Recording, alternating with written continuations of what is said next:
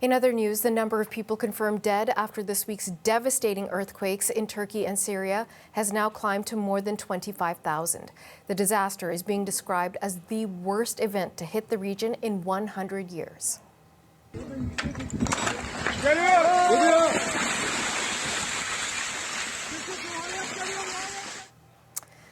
This video is of a moment where you can see rescue workers on the ground trying to help someone, and they themselves get buried under the debris. The team was trying to rescue survivors under the wreckage of this home.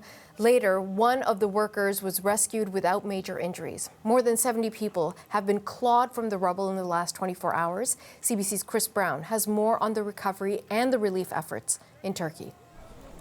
The crisis in southern Turkey is very quickly moving on from rescues and the recovery of bodies to trying to help the survivors. This is a humanitarian aid center in Osmania that's helping about 4,000 people who've been displaced.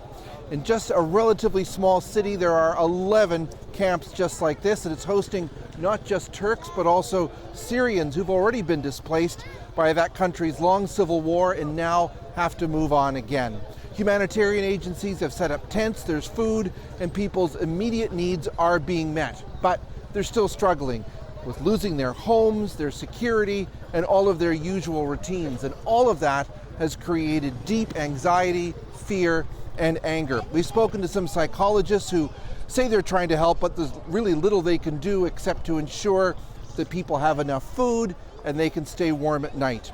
Osmania city center got hit hard. Many buildings collapsed, but at least other parts of the city are intact, so there are some services here to support people, and that is certainly not the case everywhere. Not far from the humanitarian center, we visited a cemetery where the very sad job of burying victims has accelerated. There's a pile of coffins that brought the bodies stacked just outside, and there's almost an assembly line of people washing the bodies before they're buried.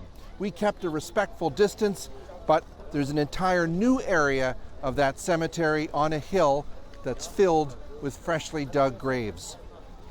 An enormous exodus from the earthquake zone is beginning, and the expectation is that many here will end up having to stay with friends or family in other cities before figuring out what they do next.